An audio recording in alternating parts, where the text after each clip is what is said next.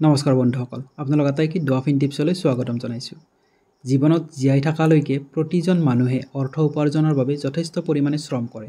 নিশ্চয় আপুনিও অৰ্থ উপাৰ্জনৰ বাবে জীৱনত যথেষ্ট পৰিমাণে শ্ৰম কৰিছে আৰু যথেষ্ট পৰিমাণে হয়তো অৰ্থ আপুনি উপাৰ্জন কৰিছে। কিন্তু আপুনি আপোনাৰ জীৱনত এবাৰলৈ হ'লেও এইটো কথা আপুনি ভাবিছে যে কিছুমান মানুহে অতি সহজে কিদৰে সফলতা লাভ কৰে, কিদৰে তেওঁলোকৰ ধন সম্পদবোৰ বাঢ়ি গৈ থাকে। আনহাতে আন কিছুমান মানুহে কেৱল জীৱনত সংগ্ৰাম কৰিয়ে থাকে। তেওঁলোক সফল কিয় হ'ব নোৱাৰে? ইয়াৰ মাজৰ পাৰ্থক্যটো কি? তো বন্ধুসকল, ইয়াৰ মাজৰ পাৰ্থক্যটো টকা পইচা, ভাগ্য বা সংযোগ নহয়। পাৰ্থক্যটো হৈছে আপোনাৰ মগজুৱে কেনেকৈ চিন্তা কৰে, অৰ্থাৎ ৰিস্ক থিংকিং পদ্ধতি। আজি আমাৰ এই ভিডিঅ'টোত আমি ৰিস্ক থিংকিং পদ্ধতিৰ বিষয়ে আলোচনা কৰিম আৰু এই ৰিস্ক থিংকিং পদ্ধতি আমাৰ মাজত কিদৰে ডেভেলপ কৰিব পাৰি, কিদৰে ইয়াৰ প্ৰশিক্ষণ আমি আমাৰ মগজুক দিব পাৰোঁ সেই বিষয়ে আলোচনা কৰিম। আৰু এই ভিডিঅ'টোৱে নিশ্চয় আপোনাৰ বিত্তীয় জীৱন সম্পূৰ্ণৰূপে সলনি কৰি দিব পাৰে। তো আশা কৰোঁ স্কিপ নকৰাকৈ ভিডিঅ'টো আপোনালোকে শেষলৈকে চাব। তো বন্ধুসকল, ৰিস্ক থিংকিং প্ৰশিক্ষণৰ প্ৰথমটো পদক্ষেপ হ'ল আপোনাৰ বৰ্তমানৰ চিন্তাধাৰা কি। বিশেষকৈ ই যদি স্কেৰচিটি মাইণ্ডছেট বা দৰিদ্ৰতাৰ চিন্তাৰে ভৰা, তেনেহ'লে তাক আপুনি চিনাক্ত কৰক। দৰিদ্ৰতাৰ চিন্তাই আপোনাক সদায় ক'ব, যেতিয়া আপুনি কোনো এটা কাম কৰিবলৈ বিচাৰিব, তেতিয়া আপোনাক সোঁৱৰাই দিব। প্ৰথম ক'ব যে মোৰ হাতত ইমান টকা নাই। দ্বিতীয়তে ক'ব এইটো মোৰ বাবে নহয়। আৰু তৃতীয়তে ক'ব যে সকলো ভাল সুযোগ কেৱল আনৰ বাবেহে। এইবোৰ কেৱল অভ্যাসত পৰিণত হোৱা কিছুমান নিগেটিভ ৱৰ্ড, অৰ্থাৎ নেতিবাচক শব্দ। তো বন্ধুসকল, স্কেৰচিটি মাইণ্ডছেট অথবা দৰিদ্ৰতাৰ চিন্তাৰ পৰা নিজকে মুক্ত কৰাৰ বাবে নিজৰ মগজুক কিছু পৰিমাণে প্ৰশিক্ষণ দিব লাগিব।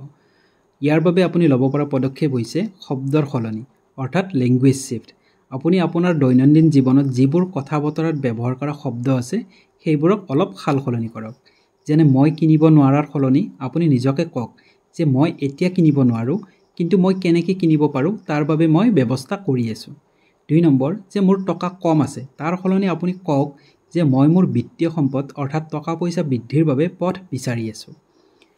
ইয়াৰ উপৰিও আপুনি কৃতজ্ঞতাৰ অভ্যাস অৰ্থাৎ গ্ৰেটিটিউডৰ প্ৰেক্টিছ কৰক। প্ৰতিদিনে কমেও 3টা বস্তু লিখক যাৰ বাবে আপুনি কৃতজ্ঞ। যেতিয়া আপুনি আপোনাৰ সম্পদৰ প্ৰতি মনোযোগ দিয়ে, আপোনাৰ মগজুৱে বুজি পায় যে আপোনাৰ সম্পদৰ অভাৱ নাই, কেৱল ইয়াক বৃদ্ধি কৰাৰ প্ৰয়োজন, যাৰ ফলত আপোনাৰ মাজত পজিটিভ চিন্তা গঢ় লৈ উঠে আৰু আপুনি আপোনাৰ লক্ষ্য পাবলৈ সক্ষম হয়। বন্ধুসকল, ৰিস্ক থিংকিঙৰ কেন্দ্ৰবিন্দু হ'ল আপোনাৰ লক্ষ্যৰ ওপৰত দৃঢ় বিশ্বাস আৰু অবিচলিত মনোযোগ। স্পষ্ট মুখ্য উদ্দেশ্য অৰ্থাৎ ডেফিনাইট চিফ এইম। নেপোলিয়ন হিলৰ মতে সমৃদ্ধিৰ বাবে আপোনাৰ এটা ডেফিনাইট চিফ এইম বা সুনিশ্চিত মুখ্য উদ্দেশ্য থাকিব লাগিব। ই কেনেকুৱা হ'ব লাগিব? ই হ'ব লাগিব সংখ্যা নিৰ্দিষ্ট, অৰ্থাৎ স্পেচিফিক। ধৰা হ'ল মই 2030 চনৰ ভিতৰত 1 কোটি টকাৰ নেটৱৰ্ক গঢ়ি তুলিম। এই যে সময়যুক্ত অৰ্থাৎ টাইম বাউণ্ড এটা শেষ তাৰিখ আপুনি নিজৰ মগজুক দিয়ক যে আপুনি যি লক্ষ্য স্থিৰ কৰিলে তাৰ বাবে এটা আপুনি নিৰ্দিষ্ট তাৰিখ শেষ তাৰিখ হিচাপে ৰাখিলে। এই উদ্দেশ্যটো আপুনি দিনে 2বাৰকৈ ৰাতি শোৱাৰ সময়ত আৰু পুৱা উঠাৰ পিছত নিজকে ডাঙৰকৈ শুনাওক।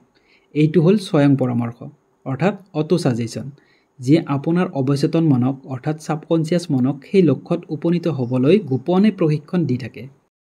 বন্ধুসকল, ইয়াৰ পিছত আহিছে ভয়ৰ বিপৰীতে পদক্ষেপ অৰ্থাৎ একশ্যন অভাৰ ফিয়াৰ।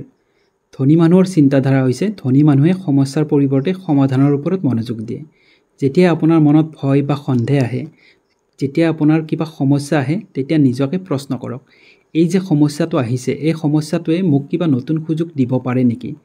মই এতিয়া কি সৰু পদক্ষেপ ল'ব পাৰোঁ যাৰ জৰিয়তে মই এই সমস্যাটো সমাধানো কৰিব পাৰোঁ আৰু এই সমস্যাৰ পৰা সুযোগ গ্ৰহণো কৰিব পাৰোঁ। আৰু এটা কথা মনত ৰাখিব, যিকোনো এটা কাম আৰম্ভ কৰিবলৈ বেছি দেৰি নকৰিব, কাৰণ পলম কৰাৰ মানসিকতা হৈছে দৰিদ্ৰতা চিন্তাৰ এটা প্ৰধান লক্ষণ। বন্ধুসকল, ইয়াৰ পিছত আছে অভ্যাস আৰু পৰিৱেশৰ প্ৰশিক্ষণ। আপুনি আপোনাৰ মগজুক প্ৰশিক্ষণ দিবলৈ কেৱল চিন্তা কৰাই যথেষ্ট নহয়। আপুনি আপোনাৰ দৈনিক অভ্যাস আৰু পৰিৱেশো সাল সলনি কৰিব লাগিব। ইয়াৰ বাবে প্ৰয়োজন হ'ব অবিৰত শিক্ষা আৰু নিজৰ ওপৰত বিনিয়োগ, অৰ্থাৎ continuous learning and self investment. Risk থিংকিঙৰ মানুহে জ্ঞানৰ মূল্য জানে, সেয়ে প্ৰতিদিনে শিকাৰ বাবে সময় দিয়ক। সেয়া ফিনেন্সিয়েল হওক, বিজনেছ হওক বা আপোনাৰ যিকোনো স্কিলৰ লগত জড়িত কিতাপ পঢ়ক বা ভিডিঅ' চাওক। নিজৰ ওপৰত ইনভেষ্ট কৰক। নতুন স্কিল শিকিবলৈ বা আপোনাৰ নিজৰ স্বাস্থ্য ভালে ৰাখিবলৈ আপুনি ইনভেষ্ট কৰক। আপুনি মনত ৰাখিব যে আপুনিয়ে আপোনাৰ আটাইতকৈ ডাঙৰ সম্পদ। বন্ধুসকল, ইয়াৰ পিছত আহিছে সঠিক বন্ধু বাছনি অৰ্থাৎ মাষ্টাৰ মাইণ্ড গ্ৰুপ। এটা কথা মনত ৰাখিব যে সংগই মানুহৰ জীৱনত প্ৰভাৱ পেলায়। আমি যি সংগত থাকিম আমাৰ চিন্তাও তেনেকেই গঢ় লৈ উঠিব। আপুনি আপোনাৰ একেবাৰে ওচৰৰ বাবে 5জন বন্ধু আপুনি বাছনি কৰক। যদি আপুনি পজিটিভ আৰু ৰিস্ক থিংকিঙৰ মানুহৰ লগত থাকে তেন্তে তেওঁলোকৰ পদ্ধতি, অভ্যাস আৰু পজিটিভ কথাবোৰ আপোনাৰ মনলৈ আহিব। এনে লোকৰ সংগ লওক যিয়ে আপোনাক এনকাৰেজ কৰে, আপোনাক সমালোচনা নহয়। বন্ধুসকল, ইয়াৰ পিছত আছে সক্ৰিয় বিত্তীয় স্বাস্থ্য অৰ্থাৎ প্ৰ'এক্টিভ ফিনেন্সিয়েল হেল্থ। এটা কথা মনত ৰাখিব যে ৰিস্ক থিংকিঙৰ মানুহে টকা কেৱল ছেভিংছ নকৰে, তেওঁলোকে টকা ইনভেষ্ট কৰে। প্ৰথমে আপুনিও নিজকে পে' কৰাৰ অভ্যাস কৰক অৰ্থাৎ পে' ইয়'ৰ ছেল্ফ ফাৰ্ষ্ট। যেতিয়া আপুনি প্ৰতি মাহে উপাৰ্জন কৰে তাৰে এটা অংশ নিজকে ইনভেষ্টমেণ্টৰ কাৰণে পে'মেণ্ট কৰক। যিমান পাৰে ঋণৰ পৰা আঁতৰি থাকক, বিশেষকৈ ক্ৰেডিট কাৰ্ড জাতীয় ঋণৰ পৰা সম্পূৰ্ণৰূপে নিজকে আঁতৰাই ৰাখক। তাৰপিছত এছেট সৃষ্টি কৰা কাম কৰক অৰ্থাৎ সম্পদ সৃষ্টি কৰা কাম কৰক।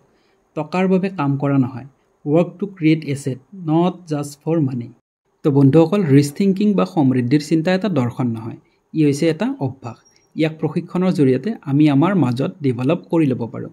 আজিৰ ভিডিঅ'টোত আপোনালোকে শিকিলে যে নেতিবাচক চিন্তাবোৰ কিদৰে সলনি কৰিব পাৰি, নিজৰ লক্ষ্যৰ ওপৰত অটুট বিশ্বাস কিদৰে স্থাপন কৰিব পাৰি। ইয়াৰ লগতে আপুনি আপোনাৰ অভ্যাস আৰু বন্ধু বাছনি কৰোঁতে কিমান সচেতন হ'ব লাগিব। যদি আজিৰ পৰাই আপুনি সৰু সৰু পদক্ষেপ লোৱা আৰম্ভ কৰে তেনেহ'লে নিশ্চয় আপোনাৰ ফিনেন্সিয়েল লাইফলৈ পৰিৱৰ্তন আহিবলৈ বেছি সময় নালাগিব। তো বন্ধুসকল, যদি ভিডিঅ'টো আপোনালোকৰ ভাল লাগিলে ভিডিঅ'টো লাইক কৰিব, আপোনালোকৰ বন্ধুসকলৰ মাজত শ্বেয়াৰ কৰিব আৰু এনেকুৱা তথ্যপূৰ্ণ ভিডিঅ' পাবলৈ আমাৰ চেনেলটো অনুগ্ৰহ কৰি ছাবস্ক্ৰাইব কৰিবলৈ নাপাহৰিব। যদি আপোনাৰ মনত ৰিস্ক থিংকিং সম্পৰ্কে কিবা প্ৰশ্ন থাকে তেনেহ'লে অনুগ্ৰহ কৰি আমাক কমেণ্টত জনাব। আমি যথাসম্ভৱ সকলো প্ৰশ্নৰ উত্তৰ দিয়াৰ বাবে চেষ্টা কৰিম। তো আটাইলৈকে ধন্যবাদ জ্ঞাপন কৰি আজিৰ ভিডিঅ'টো ইমানতে সামৰণি মাৰিছোঁ।